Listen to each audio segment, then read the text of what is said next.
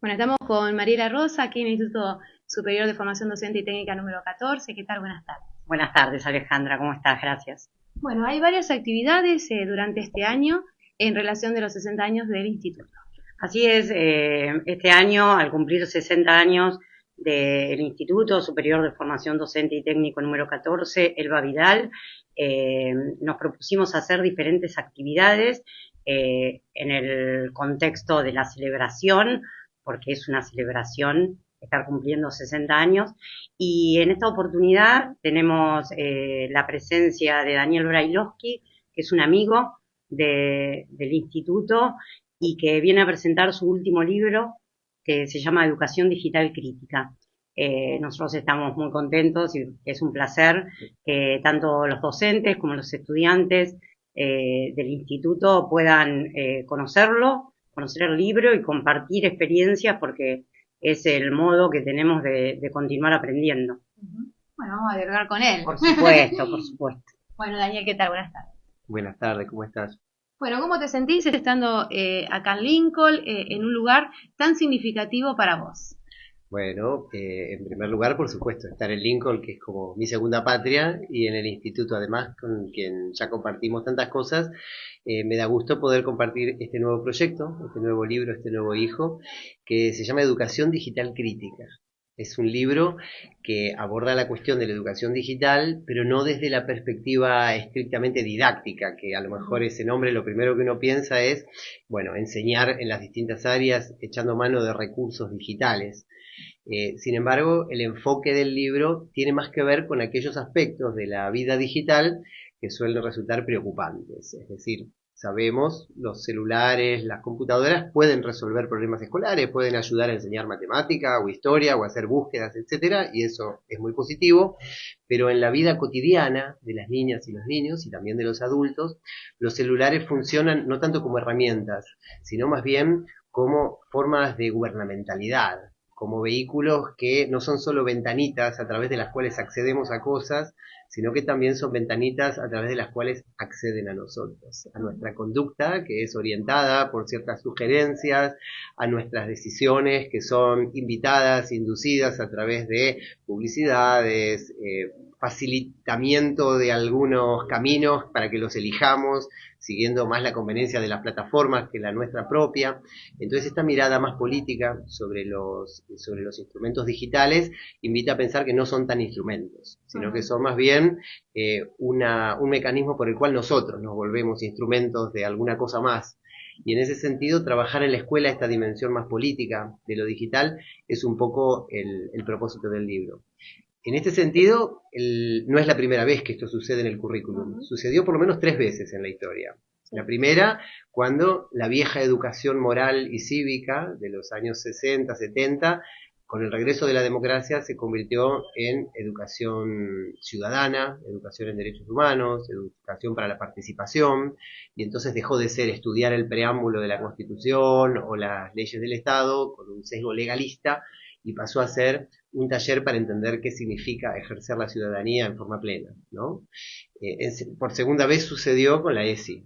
La educación sexual que ya existía estaba muy sesgada en lo biológico, ¿no? Claro. De hecho, las perspectivas más conservadoras, justo ayer, antes de ayer, hubo declaraciones de la viceministra, de la vicejefa de gobierno en Buenos Aires, que generaron escándalo por todos lados, porque ella dijo todo debe restringirse a lo biológico. Entonces, bueno, obviamente, después de décadas de investigación que mostraron que la sexualidad humana no es solo un dato biológico, sino que está atravesada por la cultura, eso generó una gran polémica. Pero ahí se ve el debate conservador y más, digamos, renovador y más ampliador de derechos que instaló la ESI, ¿no? Y en tercer lugar, la educación ambiental, que siempre hubo alguna preocupación por lo ecológico, lo ambiental, pero del ecologismo ingenuo que existía antes de la educación ambiental integral, de juntar tapitas y que los niños salven el planeta haciendo botellitas de amor, lo digo con ironía, sí. Pasamos a analizar conceptos como la caducidad programada, como los crímenes ambientales y no los desastres naturales, y en vez de mirar solamente a los pingüinos empetrolados y a las aves exóticas en vías de extinción, aunque también miramos a las personas en situación de calle, a las personas sin hogar, a las inundaciones, a las sequías, a las pandemias, ¿no? Entonces, bueno, esta ampliación en clave de derechos de de los derechos humanos, de la sexualidad, del género y de lo ambiental, se continúan naturalmente en lo digital. Lo digital en este momento está cambiando el mundo en muchos sentidos, pero uno de esos sentidos es que lo están volviendo mucho más desigual, mucho más violento, mucho más difícil de vivir. Entonces, la escuela tiene algo para hacer con eso, y creo que la escuela es el lugar en el que eso se puede hacer de manera detenida, claro, sensata, lógica, amorosa, cuidadosa, no violenta, no sesgada ideológicamente, es decir, de una manera como todo hace la escuela, digamos, poniendo el mundo sobre la mesa para tratar de entenderlo de una manera estudiosa. Entonces, ese es un poco el espíritu del libro. Bueno, también tal vez cuando vas hablando en este sentido de la escuela cuidadosa y demás, el uso del celular, todas estas cuestiones, si se saca o no se saca, tal vez podemos jugar en esta cuestión de agresividad, ¿no? Y trabajarlo desde la parte de pedagógica didáctica.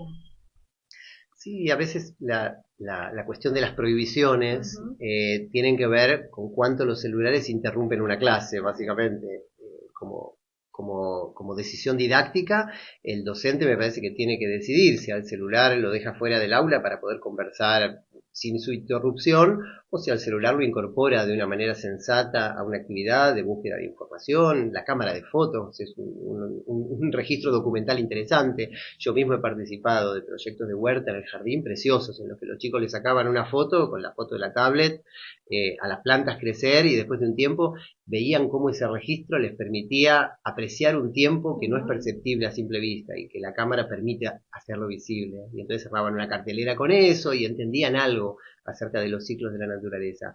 Entonces creo que esa es una decisión didáctica y que no tiene tanto que ver con esta discusión, y que a veces la discusión gira demasiado en torno a la prohibición, no prohibición, que es una versión un poco simplificada del problema. ¿Cómo lo aceptan a todo lo que tiene que ver con el tema de la parte crítica de las cuestiones digitales, los docentes, ¿no? Porque ahí es donde está el problema en sí de hasta dónde se puede llegar a opinar en este sentido de las cuestiones también ideológicas, de lo que puede llevar lo que es la tecnología.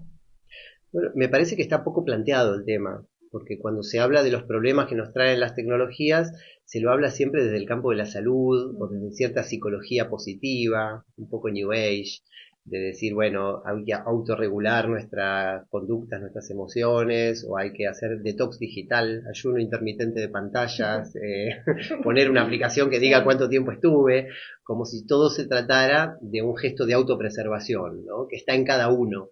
Y en realidad, pedirle a los chicos que se autorregulen frente a las pantallas es tremendamente injusto, porque ellos son tan vulnerables como los adultos frente a las pantallas, y los adultos tampoco nos autorregulamos fácilmente.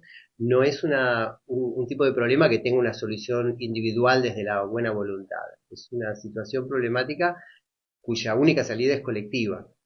Hay un solo actor en la sociedad capaz de desafiar el enorme poder de las tecnocorporaciones, que son, digo, todos sabemos que hay 10 personas, los más ricos y los más poderosos del mundo, que son los dueños de Microsoft, ¿no? de Google, etcétera, de Facebook. Entonces, hay solamente un actor que puede contra eso, y es el Estado. Entonces, porque tiene el poder y tiene el dinero para, de alguna manera, hay un ejemplo muy actual en estos días, que es Noruega. Noruega prohibió la inteligencia artificial en primaria y la reguló mucho en secundaria. Entonces todos los diarios publicaron: Noruega prohíbe la IA en la primaria. Y la verdad es que no es ese el titular que corresponde. Noruega está creando una nube estatal. Noruega está generando políticas y leyes de soberanía de datos.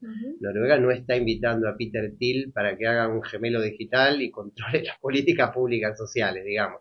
Hay algo mucho más grande detrás de esa punta del iceberg que le gusta a los periodistas poner como noticia de la prohibición de la IA en la primaria. Hay toda una política estatal de soberanía de datos. Noruega se está aliando con Canadá. Noruega logró un consenso entre los dos, entre sus radicales y sus peronistas, ponele, que son, creo, laboristas y conservadores, se pusieron de acuerdo en esto, ¿no? ¿Por qué? Porque entendieron que es un tema de soberanía nacional, digamos, ¿no? No queremos que Google maneje la política noruega, dijeron. Entonces se están parando contra eso. Entonces es mucho más que el prohibicionismo. Ujú. Bueno, ¿qué esperas para hoy aquí en el instituto? Y además, por otro lado, ¿cómo te ha ido en los lugares donde has presentado el libro? Bueno, hemos hecho una presentación central en la Feria del Libro de Ujú. Buenos Aires en el mes de mayo. Ahí participaron Lucía Feinboim y Agustín Valle, dos personas a las que queremos y admiramos mucho. Agustín, además, tenemos un podcast en el que también Sí. difundimos algunas de las ideas del libro. El podcast sale en Spotify, se llama Sueñan los androides.